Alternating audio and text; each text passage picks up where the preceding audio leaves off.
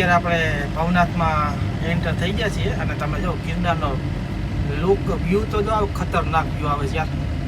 જો કેમ આવે છે જોયું ને મોબાઈલ કેમ લાગે.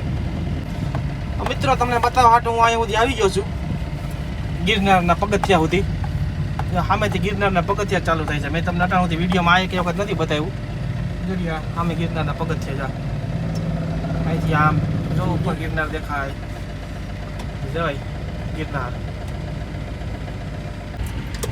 અહીંયા હવે આ બધી જાય એમાં પેલા ગાડીમાં વહી જતી હવે અહીંયા નથી જતી જાય દેખાય બધી આડું રાખી દીધું. આ પેલા હનુમાન દાદાના મંદિરે જઈ આવ્યા. ભારતીય આશ્રમ છે ભાઈ, બહુ મોટો આશ્રમ છે. અહીંયા કોઈક જાવું નિરાતમાં અહીંયા વિડીયો બનાવવાની પાછી મને હોય તો વળી ખોટા ખબર બાપુ લેવલના માણસો મારે ખબર આપણે અહીંથી જવાનું છે આમ ઉપર.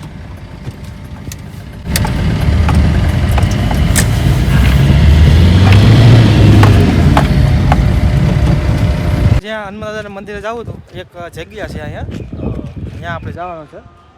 જગ્યામાં હનુમાન દાદાનું મંદિર છે, પૂજારીઓની સમાધિ છે અહીંયા. જા કેમ છે ઝાડુ બાકી છે ને ખતરનાક. આ રણીયા બી બધા નાળિયેર લઈ આખું કેમ છે લોકેશન કેમ છે બાકી છે ને મસ્ત. હાલો આપણે અંદર જઈએ. જો આ જગ્યાનું નામ છે.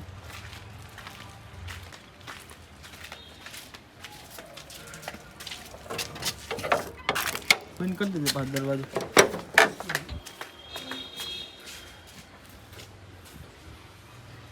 અહીંયા શર્મા દાદાનું મંદિર.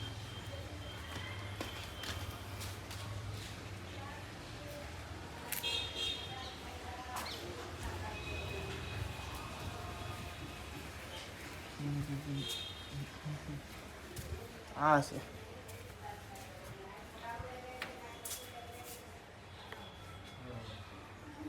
અહીંયા મંદિર છે. હનુમાન દાદાનું મંદિર અહીંયા છે. જો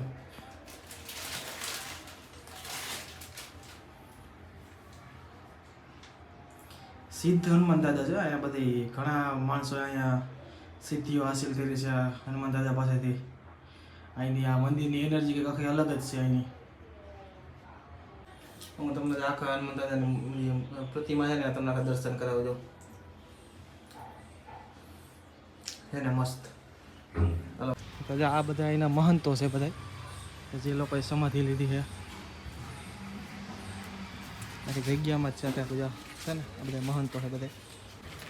જો આ ઝાડવું તમને દેખાય ને પીપરો, આ હું હાવ નાનો હતો ને 7-8 વર્ષનો તો અહીંયા હું આવ્યો હતો તે દિનો હોય એટલે સમજો ને કે આ 30 વર્ષ પહેલાંનો તો છે જ. આની ઉંમર 40-50 વર્ષ તો હશે જ, વધારે હોય શકે પણ આપણે 40-50 વર્ષ કહીએ. દર્શન કરી લીધા હનુમાન દાદાના અને હવે આપણે સીધા નીકળીએ ઘેરે જઈએ અને પછી આપણે આપણો વિડીયો પૂરો કરીએ.